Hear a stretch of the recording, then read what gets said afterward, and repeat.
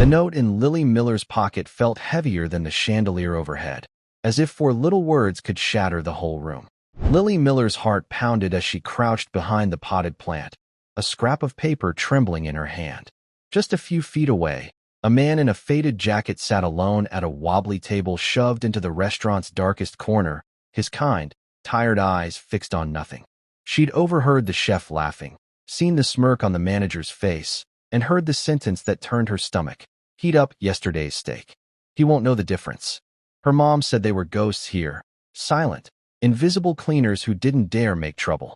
But Lily's great-grandfather had fought in a war, carried men through gunfire because it was the right thing to do. Now, with 4 words scrawled in her neat handwriting, she was about to start her own battle. Just before we dive in, if you like this kind of stories of overcoming adversity and justice, let us know in the comments where you're watching from. We love seeing how far these stories reach. And make sure you're subscribed so you don't miss tomorrow's special video. Now let's jump back in. Enjoy the story. An old soldier's promise echoed in the heart of an 11-year-old girl. She watched a man who looked like her grandfather get treated like dirt. What she did next would change everything. The Gilded Sparrow was not a place for ghosts. It was a temple built for the living, for the loud, for the rich. Money was the scent in the air, a blend of expensive perfume, seared steak, and old leather. Every surface gleamed under the soft light of chandeliers that dripped crystal tears. Waiters moved like dancers, their steps silent and sure on the plush crimson carpet. They carried silver trays that held tiny, perfect mountains of food, creations that cost more than some people's weekly pay. Tonight, the restaurant was full. The low hum of conversation was a symphony of quiet deals and polite laughter. Men in suits that cost as much as a small car spoke in hushed tones. Women with diamonds at their throats and ice in their eyes picked at their salads, their smiles as carefully arranged as the flowers on their tables. It was a world of performance, where everyone played their part. Tucked away in a small, rarely used storage closet, a different world existed.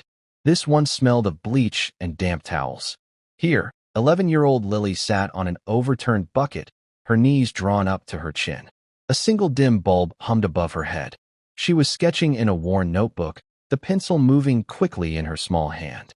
She was drawing a sparrow with a crown on its head, just like the logo on the restaurant's fancy menus. Her mother, Sarah, was a ghost here. She moved through the grand rooms, but she was invisible. Sarah was a cleaner. Her job was to erase any sign of imperfection. She wiped away wine spills, polished away fingerprints, and made sure the gleaming bathrooms stayed spotless.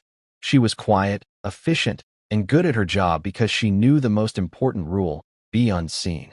Normally, Lily would be at home with a babysitter, but Mrs. Gable had canceled at the last minute, her own child sick with a fever. Sarah's boss, Mr. Davenport, had been furious when she called. "Find a replacement," he had snapped. There was no replacement to be found. "Then bring her," he'd said, his voice dripping with annoyance. "But she stays out of sight, Sarah. If I see her, or if a single customer complains, you're finished. Do you understand?" Sarah understood perfectly. So Lily was hidden in the closet, with a bag of pretzels and her drawing pad. She didn't mind. She was a quiet girl, used to making her own world on paper. She could hear the muffled sounds of the restaurant through the thin door. It was like listening to a faraway party she wasn't invited to. But then, the closet door creaked open. "Stay here, sweetie," Sarah whispered, her face etched with worry. "I just need to polish the front doors. I won't be long." Lily nodded, not looking up from her drawing. The moment her mother left, a wave of curiosity washed over her. It was one thing to hear the party, but another to see it. She peeked through the crack in the door. The restaurant stretched out before her, a sea of white tablecloths and glittering lights. It was more beautiful and more frightening than she had imagined.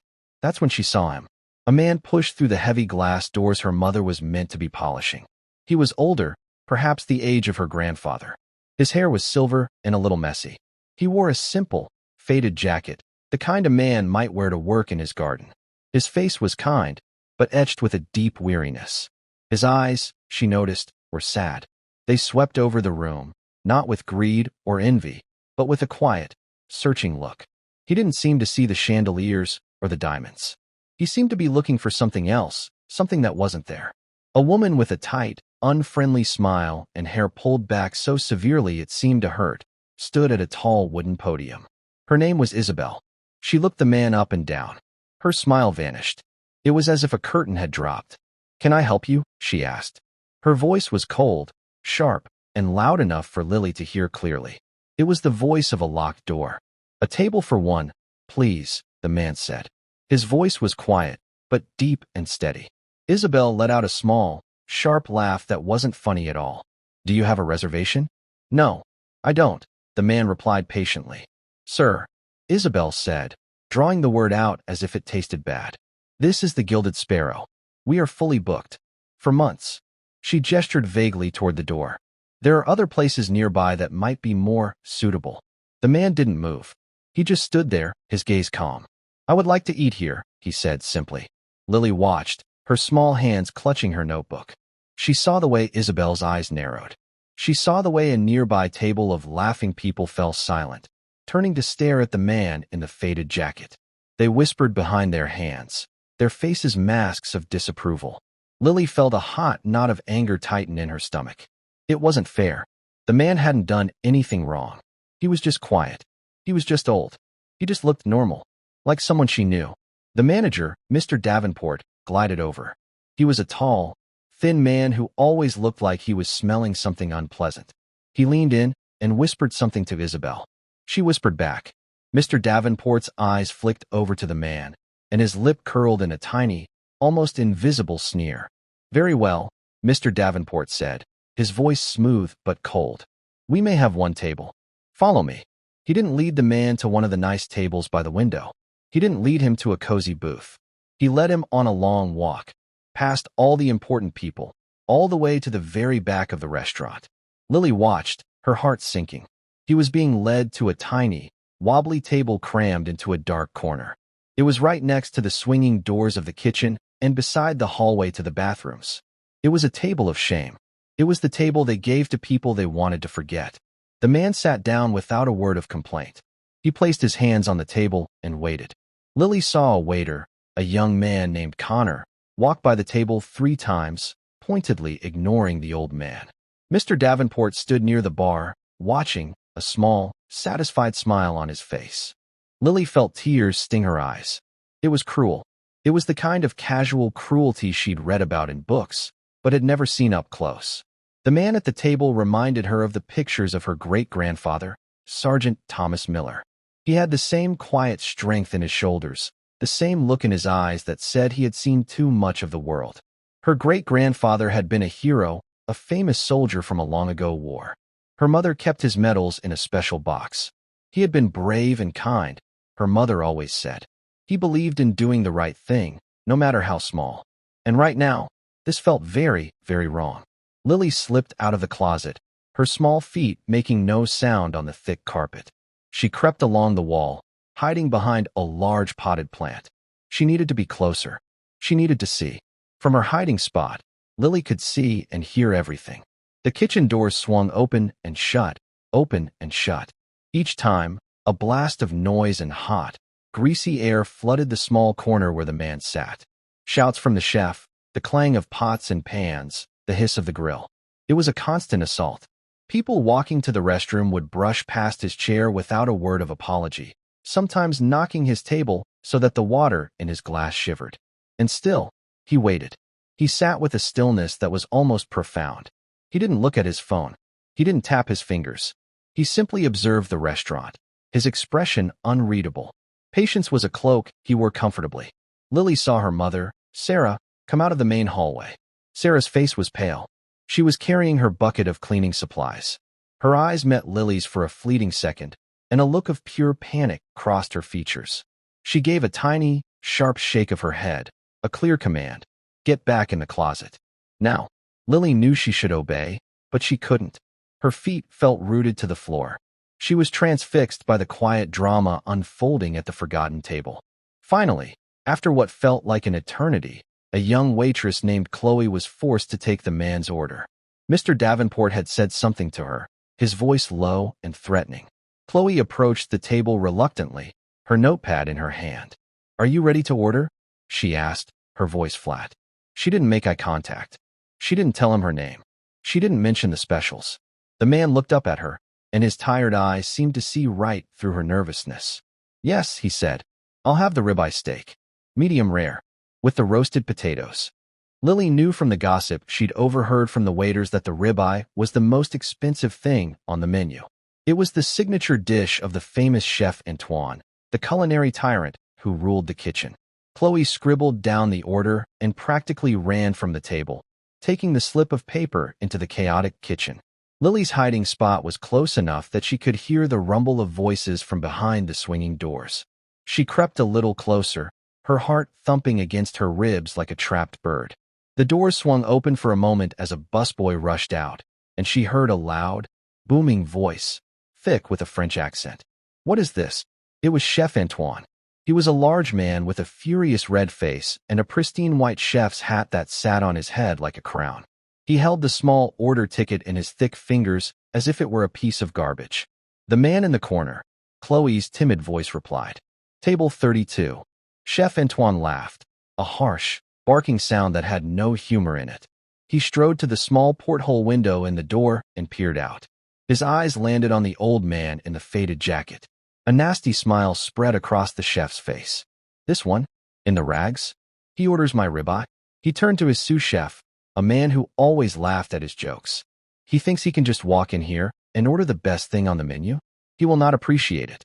He will not know the difference." The chef ripped the order ticket from the clip. "Listen to me," he said, his voice dropping to a conspiratorial whisper, but still loud enough for Lily to hear. "We have the steak from yesterday's service. It was sent back. The customer said it was overcooked. It is still fine. We will heat it up, cover it in sauce. Give him that one. He is nobody. He will eat his trash and be grateful." The sous chef snickered. Another cook looked down at his cutting board, his face uncomfortable, but he said nothing. Nobody ever said anything to Chef Antoine. Lily's blood went cold. They were going to serve him leftovers. Old food that someone else had sent back. They were going to do it just because they didn't like the way he looked. It was a secret, ugly thing, a poison they were adding to his meal that he would never even know about. She looked over at the man at table 32. He was still waiting, a picture of quiet dignity. He had no idea he was being mocked. He had no idea he was about to be cheated. The injustice of it was a physical pain in Lily's chest. It was more than unfair. It was dishonorable. It was a lie. Her great-grandfather had fought in a war against lies. He had fought for people who couldn't fight for themselves. Her mother appeared at her side, grabbing her arm in a surprisingly strong grip. "Lily, what are you doing?" Sarah hissed, her eyes wide with fear. "I told you to stay put. If Davenport sees you." "Mama, did you hear them?" Lily whispered, her voice trembling with outrage. "The chef. He's going to give that man old food. It's not right." "Hush," Sarah said, pulling her back towards the dark closet. "It's not our business, Lily. We are ghosts here, remember? We see nothing. We hear nothing. But it's wrong." Lily insisted, trying to pull her arm free. "We have to do something. Do something." Sarah's voice was a frantic whisper. "If I do something, I will lose my job. How will we pay the rent, Lily? How will I buy your school supplies? This is not our fight. The world is not always fair. You have to learn that." They were back at the closet door. Sarah pushed her gently inside. "Please, Lily. For me. Just stay here.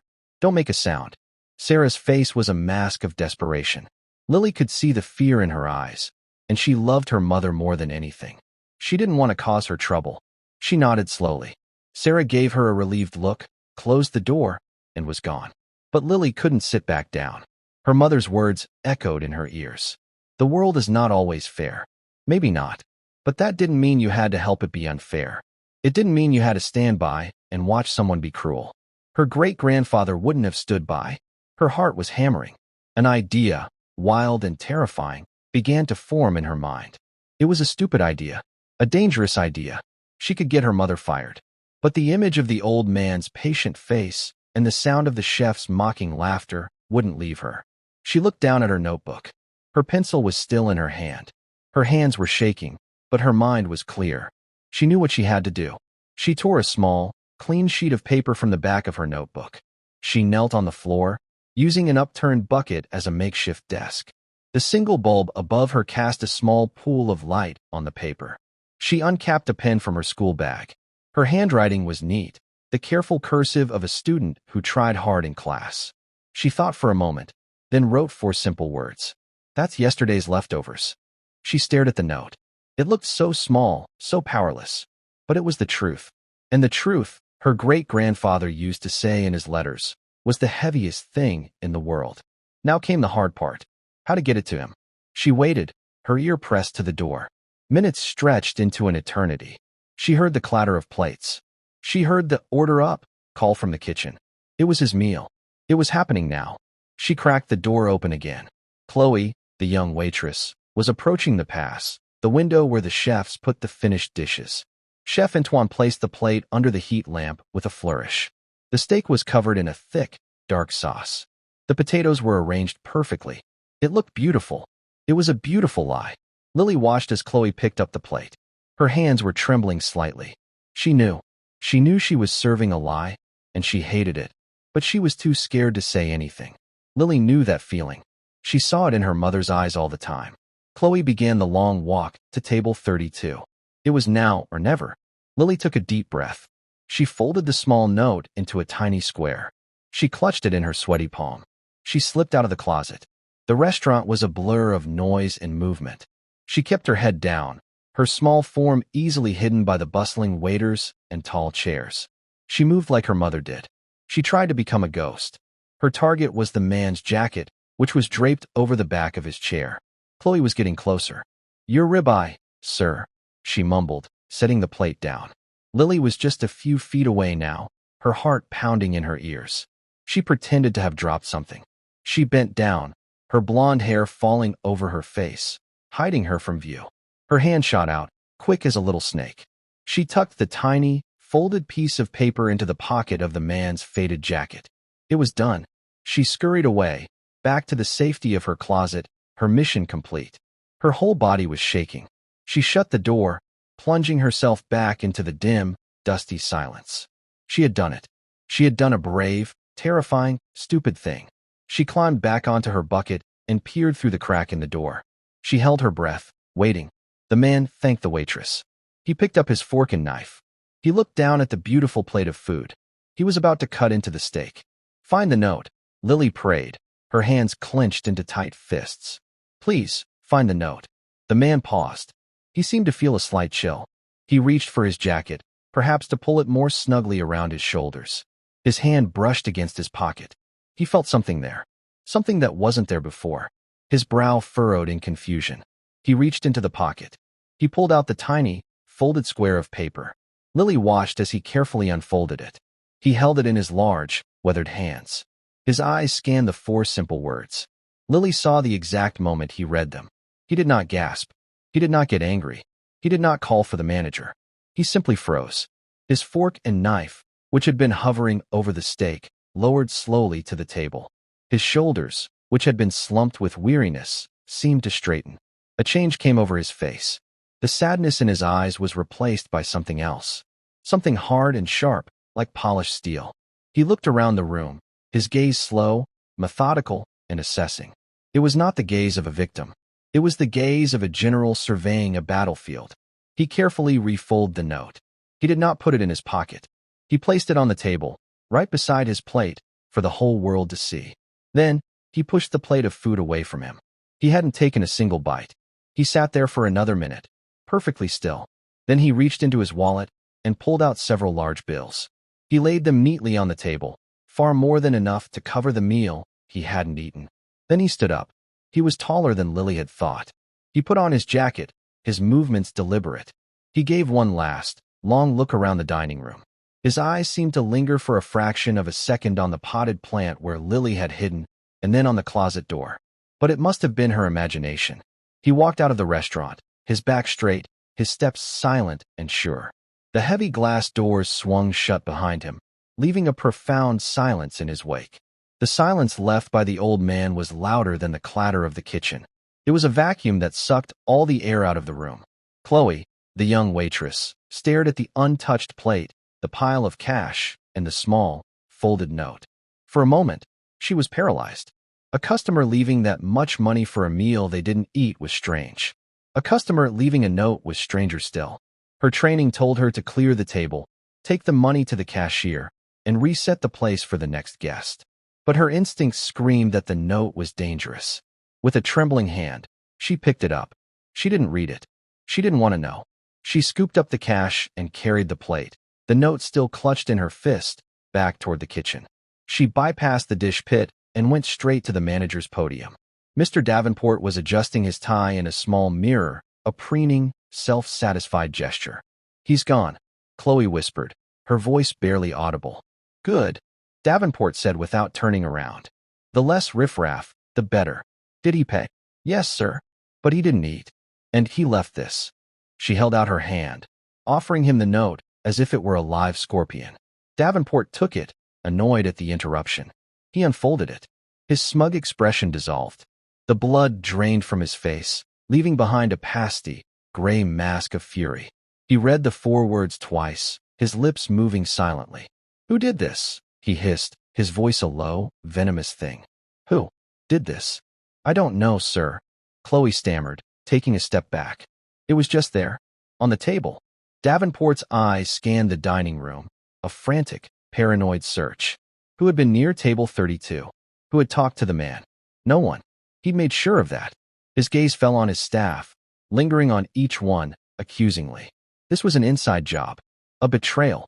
He stormed into the kitchen, the note crumpled in his fist. Chef Antoine was leaning against a counter, sipping an espresso. "What has your face in a knot?" the chef asked, amused. Davenport slammed the note down on the stainless steel counter. "This." Chef Antoine smoothed out the paper. He read it. A slow, unpleasant smile spread across his face. "So, the old beggar had a friend. Someone is playing a joke." "This is not a joke, Antoine," Davenport snapped. "He left $200 on the table. For a meal he didn't touch. Does that sound like a beggar to you?" Someone on our staff warned him. "Nonsense," the chef scoffed, waving a dismissive hand. "It is nothing. Forget about it. He was a nobody." But even as he said it, a flicker of uncertainty crossed his eyes. The money was unusual. The rest of the night was thick with tension. Davenport prowled the dining room, his eyes like a hawk's, watching everyone. The staff whispered in corners, the story of the strange old man, the untouched steak, and the mysterious notes spreading through the restaurant like a virus. In the small, dark closet, Sarah found Lily asleep, her head resting on a pile of clean towels, the sketchbook open on her lap. Sarah's heart ached with a mixture of love and fear. She gently shook her daughter awake. "Come on, sweetie. It's time to go." As they walked through the back hallways to the employee exit, they could hear the staff gossiping. "Just left it there, didn't even take a bite." Sarah's grip on Lily's hand tightened. She had a dreadful, sinking feeling in the pit of her stomach. She knew her daughter. She knew her daughter's fierce, unwavering sense of right and wrong, a sense inherited directly from a soldier who had died long before she was born.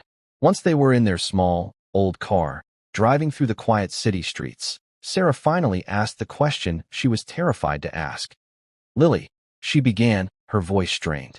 "The man in the corner tonight. Did you see what happened?" Lily stared out the window at the passing streetlights. "He didn't eat his food," she said, her voice small. "I heard there was a note," Sarah pressed, her heart hammering against her ribs. Lily was silent for a long moment. Then, she turned to face her mother, her blue eyes clear and steady in the dim light of the car.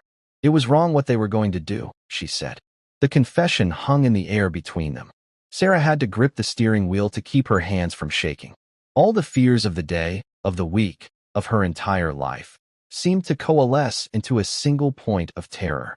"Lily, what have you done?" she whispered, a mix of awe and horror in her voice.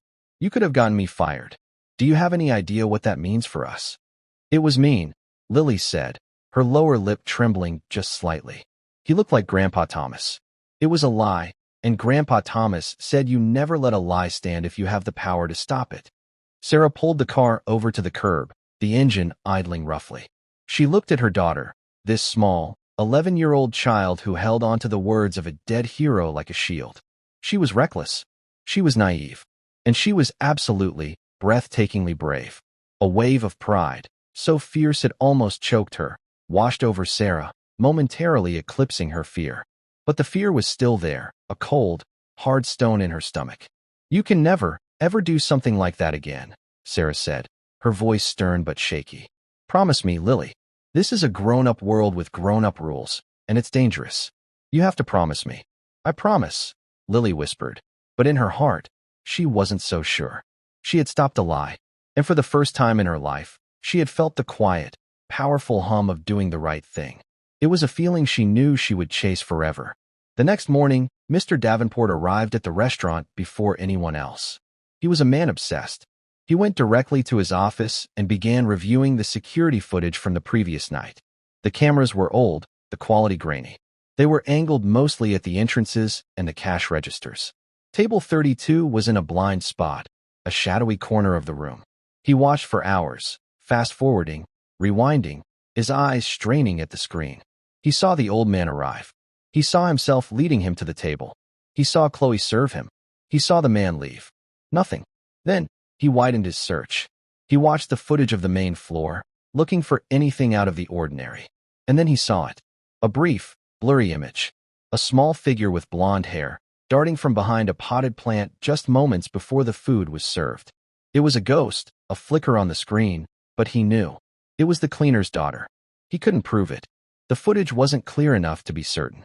But in his gut, he knew. Sarah had brought her child, and that child had cost him. Humiliated him.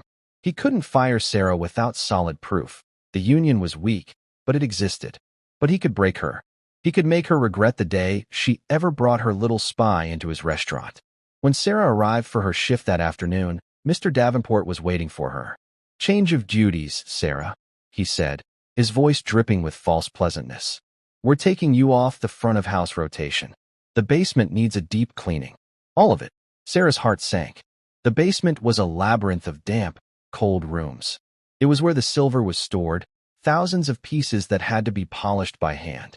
It was where the ancient, grease-clogged ventilation filters were brought to be scrubbed. It was a place of exile. And after that, Davenport continued, a cruel smile playing on his lips. "The grease traps behind the kitchen need to be emptied. Chef Antoine has been complaining about the smell. It was the worst, most disgusting job in the entire restaurant. It was a punishment, plain and simple." Sarah knew why she was being given this work. He knew, or at least he suspected. She nodded meekly, her face a neutral mask, and went to get her supplies. "Yes, Mr. Davenport." For the next 3 days, Sarah lived in a world of misery. Her hands were raw and bleeding from the harsh silver polish. Her back ached from hunching over filthy filters. The stench of the grease traps clung to her clothes and her hair, a smell she couldn't seem to wash away. The other staff members avoided her. They knew what was happening. She had been marked by the manager, and no one wanted to be caught in the crossfire. Lily knew it was her fault. Every evening, when her mother came home, exhausted and smelling of chemicals and old grease, a fresh wave of guilt washed over her. She would try to help by rubbing her mother's sore shoulders, her small hands working hard to undo the damage she had caused. "I'm sorry, Mama," she whispered one night as Sarah winced in pain. "It's not your fault, sweetie," Sarah lied, her voice tired. "It's just a job." But they both knew the truth. This wasn't just a job, it was a penance. And Lily was the reason for the sin. On the 4th day, a Thursday, the afternoon was gray and drizzling. The mood inside the Gilded Sparrow was as gloomy as the weather. Then, at precisely 2 o'clock, a long, black car, so sleek and polished it seemed to drink the light, pulled up to the curb. A driver in a crisp, black uniform hurried to open the rear door. Out stepped the man from table 32. But it was as if he had been entirely remade. The faded jacket was gone, replaced by a dark, charcoal gray suit that fit him perfectly. His silver hair was neatly combed. He wore a watch on his wrist that gleamed with the quiet confidence of old money. The weariness was gone from his face, replaced by an expression of cold, hard purpose. He was no longer a ghost. He was a king. Isabel, the hostess, was at her podium. She saw the expensive car, the suit, the air of authority. She put on her best, most welcoming smile. "Good afternoon, sir. Welcome to the Gilded Sparrow. Do you have a reservation?" The man's eyes, now sharp and piercing, met hers. He didn't smile. "My name is Arthur Sterling," he said, his voice low and resonant, a voice used to being obeyed. Isabel's professional smile faltered. The name sounded vaguely familiar, important. "Of course, Mr. Sterling," she stammered. "Right this way. We have a lovely table by the window for you." "No," Sterling said, his voice stopping her cold. You misunderstand. I don't want a lovely table by the window. He scanned the room, then pointed with a single, commanding finger to the dark, forgotten corner. I will be sitting there. At table 32. And I believe the waitress's name was Chloe. Send her to me. Isabel's jaw dropped. The blood drained from her face. She recognized him now. It was the man in the rags. Her mind scrambled, trying to process the impossible transformation. She turned and fled to find Mr. Davenport. Lily was in the closet. Sarah had been forced to bring her again, as her punishment duties meant she had to work a double shift. Lily peeked through the crack in the door and saw everything. She saw the beautiful car. She saw the man, no longer looking like her grandfather, but like one of the powerful men she saw on the news. And she saw him point to his old table. A thrill, sharp and electric, ran through her. He had come back. The story wasn't over. Mr. Davenport hurried out from his office, his face a mess of confusion and panic. He saw Arthur Sterling standing there, radiating an aura of immense power, and he nearly stumbled. Mr. Sterling, what an unexpected honor. Davenport gushed, his voice suddenly high and reedy. There must be a mistake. Table 32 is unacceptable. Please, allow me to seat you at our best table, the investor's table. Sterling gave him a look so cold it could have frozen fire. The investor's table? He repeated, a dangerous silkiness in his voice. An interesting choice of words. No, I will sit at table 32. Or I will leave, and I will buy this building, and I will turn it into a parking garage. The choice is yours, Mr. Davenport. The threat, delivered so calmly, was utterly terrifying in its sincerity. Without another word, a pale and sweating Mr. Davenport led Arthur Sterling back to the wobbly, shameful table by the kitchen doors. The entire restaurant watched in stunned silence. The performance had stopped. A new play had begun, and no one knew their lines. Sterling sat down, placing his hands on the table, just as he had before. But this time, he was not a patient victim. He was a judge, and the court was now in session. He ordered the ribeye steak. Then he asked for the wine list. He scanned it for a moment, then pointed. The 1982 Chateau Lafite Rothschild, he said, his voice clear and carrying. A gasp went through the nearby tables. It was the most expensive wine on the list, a legendary bottle that cost thousands of dollars. The order went to the kitchen. Chef Antoine, who had been informed of the guest's identity, was now drenched in sweat. His arrogance was at war with his survival instinct. He could not serve leftovers. He had to make the best steak of his life. But the wine, it was an insult that this man, this wolf in sheep's clothing, would know to order such a bottle. He decided on one last, desperate act of fraudulent superiority. He will not know, he muttered to his sous chef as he unlocked the private cellar. Get me the 2005 Pauillac. The label is similar if you do not look closely. The taste, it is for experts only. This man is just showing off. We will chill it well.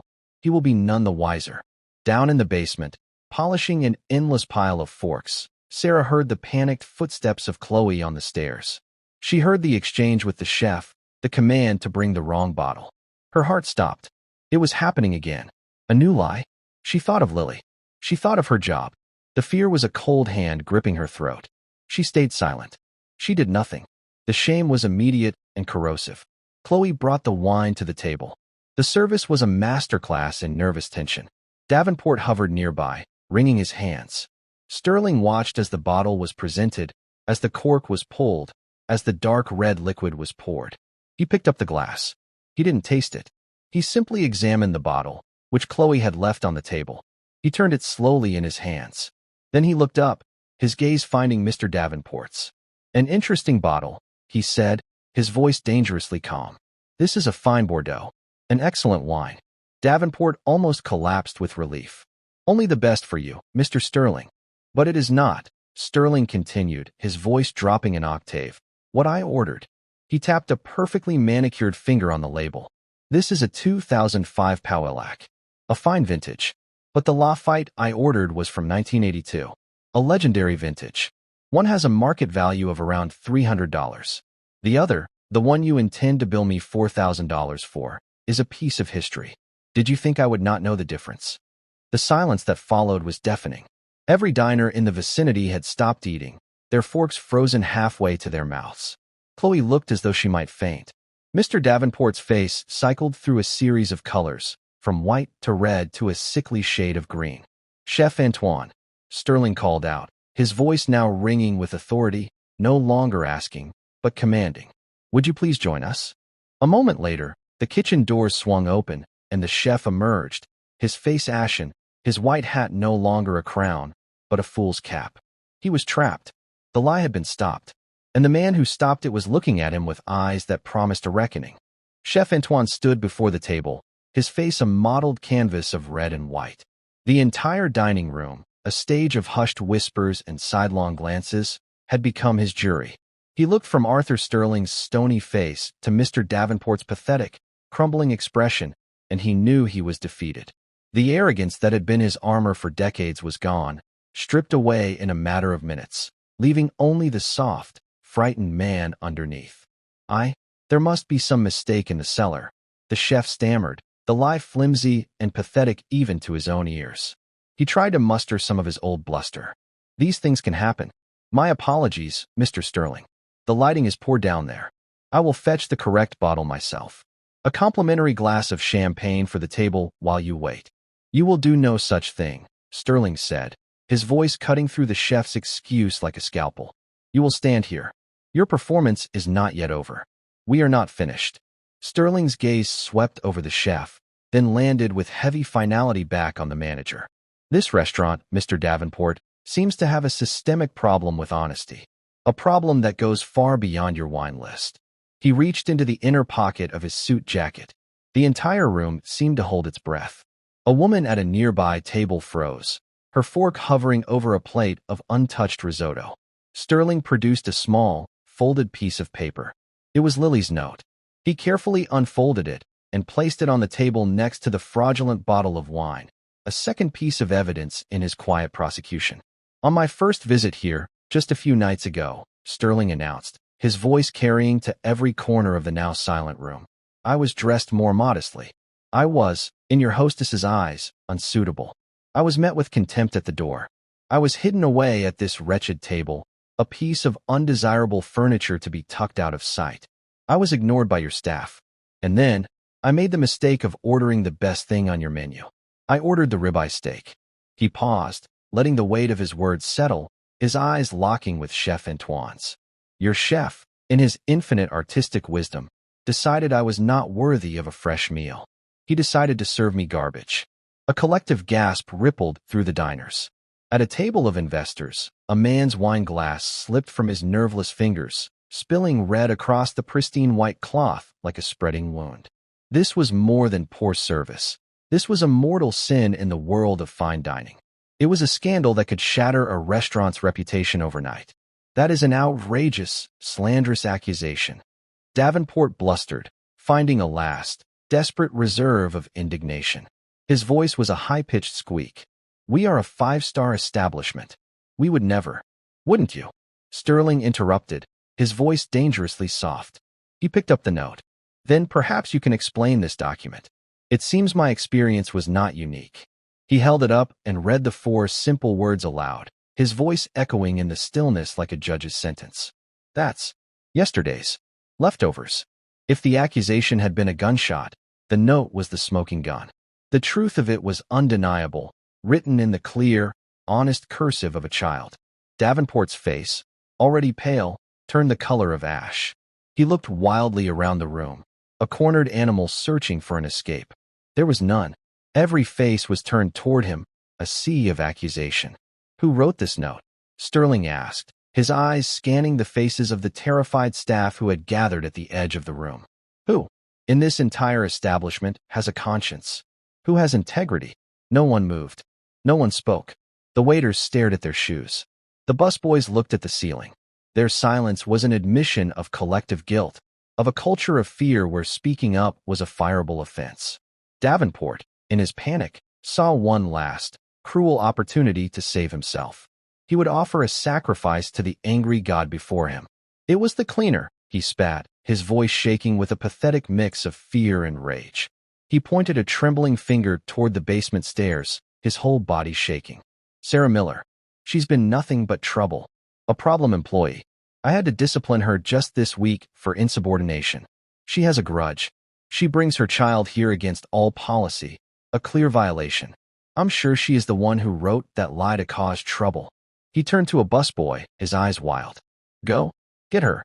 Bring her up here. Down in the cold, damp basement, Sarah was on her hands and knees, scrubbing at a stubborn stain on the concrete floor. She had heard the commotion from upstairs, the raised voices, the profound silences. She knew, with a mother's certainty, that it was connected to Lily's note. She had been praying for it to all go away, for the man to never return. But he had. And now, the world was cracking open. The busboy clattered down the stairs. Sarah, Davenport wants you. Upstairs. Now. Fear, cold and sharp, pierced Sarah's heart. This was it. This was the moment she would lose her job, her home, her ability to care for her daughter. Her legs felt weak as she rose, wiping her dirty, chapped hands on her apron. The journey up the stairs was the longest of her life, each step a leaden weight. She emerged from the dim staircase into the brilliant light of the dining room. It was like stepping onto a stage in the middle of a play she hadn't rehearsed. Every eye in the room, dozens of them, critical and curious, was on her. She saw Mr. Davenport's accusing face, Chef Antoine's defeated slump, and the cold, powerful man at table 32, holding the note that had sealed all their fates. Mrs. Miller, Arthur Sterling said. His voice was not unkind, but it was searching, serious. He held up the note. Did you write this? Sarah looked at the note. She saw Lily's perfect, careful handwriting. She looked at Mr. Davenport, who was nodding his head furiously, his eyes silently screaming at her to be his scapegoat. Her mind raced. If she said yes, she confessed to interfering, to being where she shouldn't have been. She would be fired. If she said no, she would be lying, invalidating her daughter's brave act, and they would probably fire her anyway. Her throat was dry. She opened her mouth, but no words came out. She was trapped between her daughter's integrity and her own survival. I did. The voice was small, but clear and pure as a bell. It cut through the thick tension in the room like a beam of light. The door to the storage closet was open, and standing there, with her chin held high and her small shoulders squared, was Lily. She took a step forward, then another, walking out into the center of the room. I wrote the note, she said again, louder this time, her gaze fixed on Arthur Sterling. My mom didn't know. It was me. You were going to serve that man a lie, and my great-grandfather taught us that you always stop a lie if you have the power. The sight of the small, blonde girl standing there in her simple dress, confessing so bravely, stunned the entire restaurant into an even deeper silence. Mr. Davenport looked as if he had been struck by lightning. Arthur Sterling stared at Lily, and the cold mask of the CEO melted away. He saw not an accuser, but a child with an unshakable moral compass. He saw the integrity he valued above all else. He then looked at Sarah, who had rushed to her daughter's side, pulling her close as if to shield her from the world. Your name, Sterling said softly to Sarah, his voice different now, laced with a strange, new emotion. Davenport said it was Miller. Sarah Miller. Yes, Sarah whispered, her arm tightening around Lily. And her great-grandfather? Sterling asked, his eyes locked on Lily. Who was he? Sergeant Thomas Miller, Lily said proudly. He was a hero. Arthur Sterling's composure, the iron control he had maintained all afternoon, finally broke. He looked as if he had seen a ghost. His eyes misted over. He slowly, reverently, reached into his wallet. He bypassed the credit cards and the cash. He pulled out a very old, creased black and white photograph, its edges soft with time and handling. He laid it on the table. It was a picture of two young men in old-fashioned army uniforms, their faces smudged with dirt but bright with life. They stood in front of a bombed-out building, their arms slung around each other's shoulders in a gesture of deep camaraderie. One of the men was unmistakably a young Thomas Miller. My father, Sterling said, his voice thick with an emotion that had been buried for half a century. He tapped the other man in the photo. His name was Daniel Sterling. He was a private, a scared kid from Ohio, 1,000 miles from home. He looked from the photo up to Lily, his eyes shining with unshed tears. During a battle, a terrible one, my father was hit by shrapnel. His leg was shattered. He couldn't walk. His squad had to fall back. The order was to leave the wounded who couldn't move. They left him. They thought he was a lost cause. Sterling took a deep, shuddering breath. But Sergeant Thomas Miller, your great-grandfather, he disobeyed a direct order. He refused to leave him. He told his commanding officer that we don't leave our people behind. Not ever. Under constant, heavy fire, he went back. He threw my father over his shoulder and carried him nearly 2 miles through enemy territory to an aid station. He saved his life. The story fell into the silent room, a piece of sacred history from a forgotten war. I exist, Sterling said, his voice trembling, because of the courage of a man named Miller. My father spent the rest of his life looking for him, to thank him, but they never found each other after the war. Before he died, he made me promise. He said, "The Millers are people of honor, Arthur. It's in their blood. If you ever find them, you repay that debt. You honor that name." He looked down at the note in his hand, then at the brave little girl standing before him. "And here you are," he whispered, a look of profound wonder on his face. A Miller, with the same honor, the same courage, stopping a lie because it was the right thing to do. He smiled, a genuine, warm smile that transformed his face. The debt is now due. The emotional weight of the moment was immense. It was no longer about bad service. It was about heroism, honor, and a promise kept across generations. Sterling stood up. The judge had returned, but his verdict was now imbued with the force of personal history. He turned his gaze, now cold as a winter storm, upon Davenport and Chef Antoine. "You too," he said, his voice ringing with finality. "You have dishonored this establishment. You have dishonored your profession. And you have dishonored this city. You are both fired. Effective immediately. Security will escort you out. If you are not gone in 10 minutes, I will have you charged with fraud." He then addressed the stunned room. "For those who are unaware," he announced, "my company, Sterling Holdings, owns this building. And as of this moment, I am exercising a clause in the lease agreement regarding conduct detrimental to the property's reputation. The Gilded Sparrow's lease is terminated." Panic erupted from a corner table where the restaurant's other investors sat. "You can't do that," one of them shouted. "I can," Sterling said calmly. "And I have. However, out of respect for the jobs of the other people here, I will offer to buy the business from you. For half of what it was worth yesterday. I suggest you take it. After this story gets out, it will be worth nothing." Cornered and humiliated, they had no choice. Sterling then looked at the assembled staff. "A new chapter begins today," he said. "This restaurant will no longer be a temple for snobs and bullies. It will be a place of quality, respect, and honor. Anyone who does not believe in that mission can leave now." He pointed to a young sous chef who had looked ashamed during the chef's tirades. "You, what's your name?" "Miguel, sir," the young man said. "Miguel, you're the new head chef. Cook with honesty. Cook with pride." Then, Arthur Sterling turned to Sarah.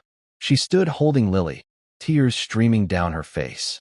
"Mrs. Miller," he said gently, "a place of honor needs an honorable leader. I would like you to be the new general manager of this restaurant. The salary will be triple what you are making now, and it comes with full benefits and a pension." Sarah stared at him, speechless. The world had turned upside down. From the filth of the basement to the pinnacle of the dining room in a single afternoon. She could only nod, unable to speak through her tears. Finally, Sterling knelt, so he was eye to eye with Lily. "And you, Lily Miller," he said, his voice soft. "Your great-grandfather was a hero who saved soldiers. Today, you were a hero who saved the truth. He would be so proud of you." He gently took her hand. "I am going to make sure you have everything you need to become whatever you want to be. I am establishing a trust in your name. The Miller Honor Scholarship. Your entire education, from this day until you finish your last university degree, is taken care of. You will never have to worry about anything but your dreams." 6 months later, the heavy glass doors of the restaurant opened onto a transformed world. The sign outside no longer read "The Gilded Sparrow." It now read "The Sergeant's Table." Inside, the atmosphere was different. The stuffy silence was gone, replaced by the warm, happy buzz of conversation. The clientele was diverse. Families celebrating birthdays, young couples on dates, old friends sharing a bottle of wine. The crimson carpets had been replaced with warm hardwood, and the walls were adorned with elegant, simple photographs of local city history, including a large, framed picture of 2 young soldiers in the lobby. Sarah Miller moved through the room, not as a ghost, but as the master of ceremonies. She greeted guests with a genuine smile, her confidence radiating. She was no longer a cleaner hiding in the shadows. She was a leader, respected and admired by her staff, who now received fair wages and were treated with kindness. And at the best table, a cozy booth by the window, Lily sat doing her homework. Next to her, a sketchbook lay open, filled with drawings of heroes, both in and out of uniform. She was no longer a secret, hidden in a closet. She was the restaurant's heart, a beloved fixture. Arthur Sterling sat across from her, not in a suit, but in a simple, comfortable sweater. He was a regular here, but he was more than a patron. He was family. Did I ever tell you about the time your great-grandfather traded his entire week's rations for a bar of chocolate to share with my dad? Sterling asked, his eyes twinkling. Lily looked up from her math book, her own eyes bright with curiosity. No, she said, leaning forward. Tell me.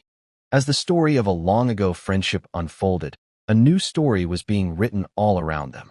It was a story built on a simple foundation, that honor is more valuable than money, that courage is a legacy passed down through the heart, and that sometimes the most powerful thing in the world is a little girl, a piece of paper, and 4 simple words of truth.